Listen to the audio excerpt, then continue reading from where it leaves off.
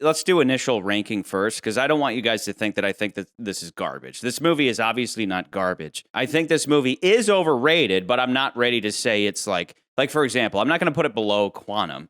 I do think, though, that the more times that I watch Quantum, I like it more and more. And the more times I watch Skyfall, I like it less and less. Let me read the list real quick, just so we all know where we're at. GoldenEye, Casino Royale, Goldfinger, From Russia with Love, License to Kill, The Spy Who Loved Me, The Man with the Golden Gun, Dr. No, The World Is Not Enough, A View to a Kill, For Your Eyes Only, On Her Majesty's Secret Service, Quantum of Solace, Thunderball, Tomorrow Never Dies, Octopussy, The Living Daylights, Live and Let Die, Moonraker, Diamonds Are Forever, Die Another Day, You Only Live Twice. So, I come in strong on I think this movie's overrated, and I do in terms of the general population. Like your mom probably likes this movie. Maybe your mom's never seen a Bond movie in her life, Probably but she would everyone likes like this this movie. Anybody who's never seen a Bond movie in their life comes into this movie and loves it. My biggest gripe is that, where it's like it's not necessarily made for Bond fans, it's made for everybody, and I think the shortcomings come in there. But I'm the last one to come in and be like, it's trash, it's bad. I'm torn on it 50-50, literally throughout. But where do you guys land in the list as it stands? What's your initial rank as of now? Personally, if this was my list, looking at these movies, I like this movie better than Casino Royale. Every time I watch this movie, I like it more. I like it more than I'd like Casino. And I understand why you guys would say, oh, I like Casino because it's like it's all about the Bond character. But I'm like, this feels more what I wish most of Craig's films were. And unfortunately, they weren't. So that's kind of where I'm at. I personally like it throughout. And you're saying every time you watch it, you like it less. McCurdy's saying every time he watches it, he likes it more. I've only seen it a couple times. There's no glaring issues for me, and I like it. Like, again, I like it throughout. I would say the highest, it can't beat Casino. I think you're right. The top two are pretty much in the clear. If you guys are like both like, it can't be Casino, I could see, like, that's probably where I'd put it. I'd just put it at number 3. Oh, you like this more than Goldfinger? Kind of shocking. Shocking. Positively shocking. I do like it more than Goldfinger. Wow, okay. I like it more than Goldfinger, too. My biggest thing with this movie is I think the villain is by far the best villain in any of the Bond films. I think it's better than Goldfinger.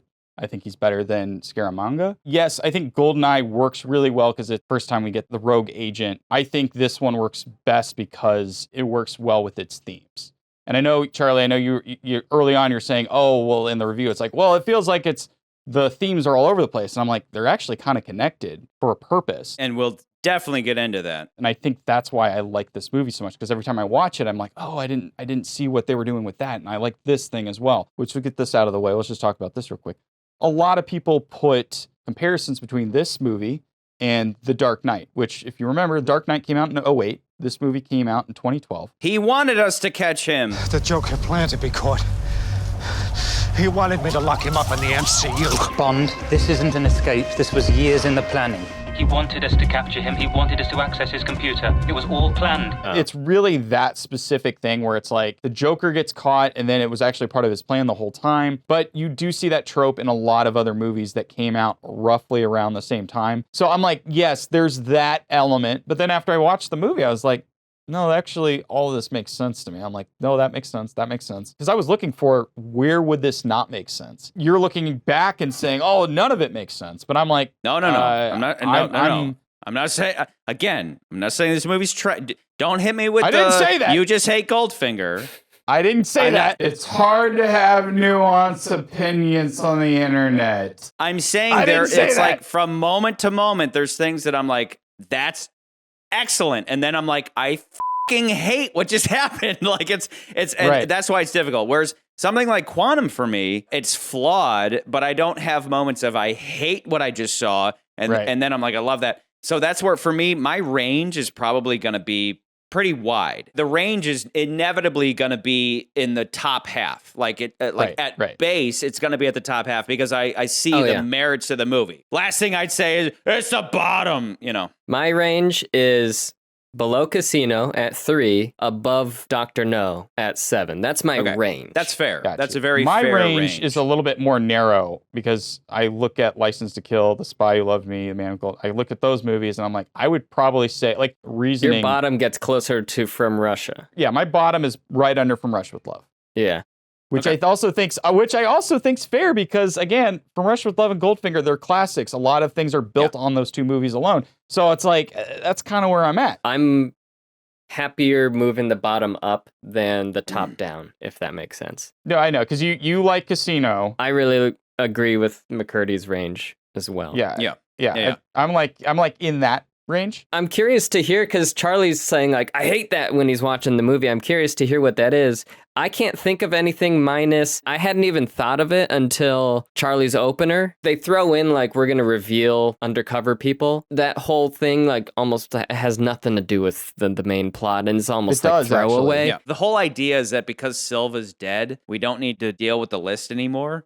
Even though, if anybody knows how YouTube works, when M is looking at the YouTube video of the first 5 names being released, there's a whole list on the side that shows that they've all been uploaded. So even if they don't come out automatically, they're still uploaded and ready for some henchman to release them, regardless of Silva being dead.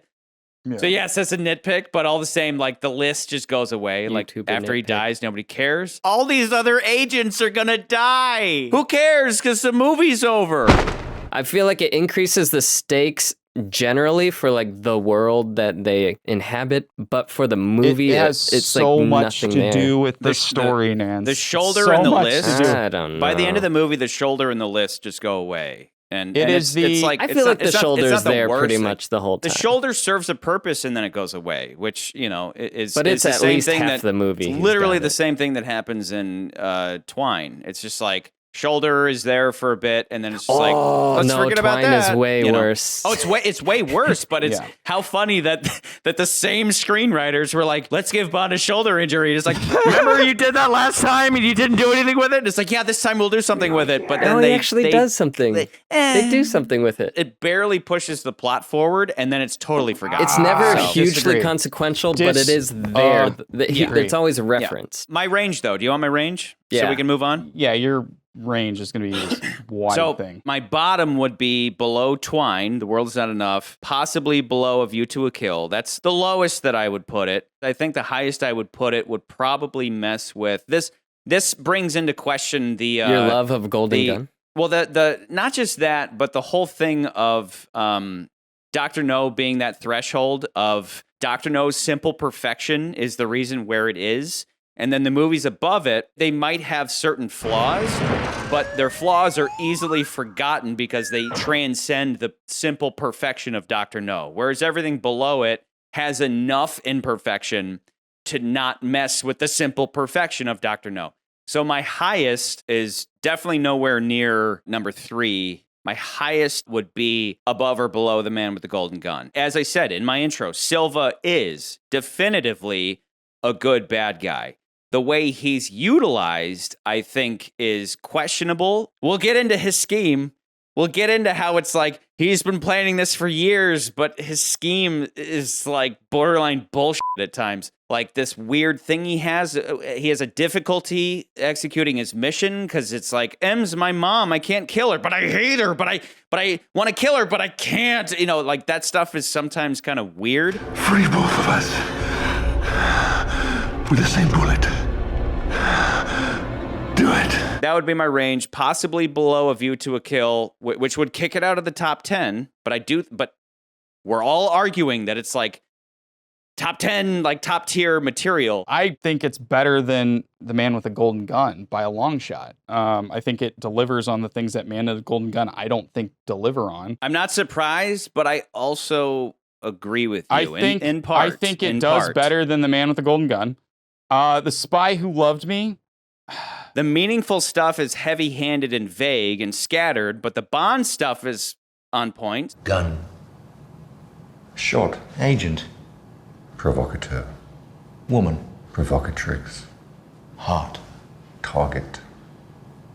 Bird. Sky. M. Bitch. Sunlight. Swim. Moonlight. Dance. Murder. Employment.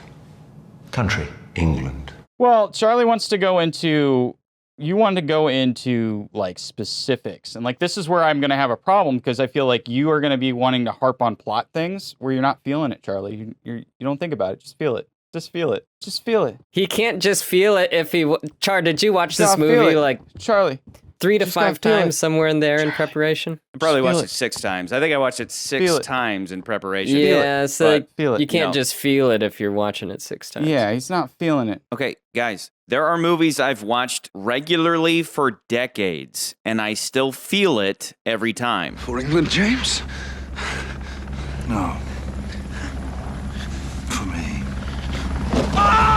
However, stories aren't just about feeling it because storytelling requires both emotion and logic. We need to be able to follow a movie logically if it is going to pay off emotionally. In the same way that Sex. is better with a little Foreplay. A movie that's purely emotional with no logic would just be images of sad things like dead puppies and crying babies, devoid of any logical framework. Likewise, if movies were all logic and no emotion, then they'd basically just be like a documentary with no editing or acting or musical score whatsoever. Logic and emotion manifest in filmmaking as plot and story, 2 sides of the same coin. This movie is heavily tipped towards the emotional at the expense of the logical. When they are out of balance, the movie gets messy. Quantum is a mess.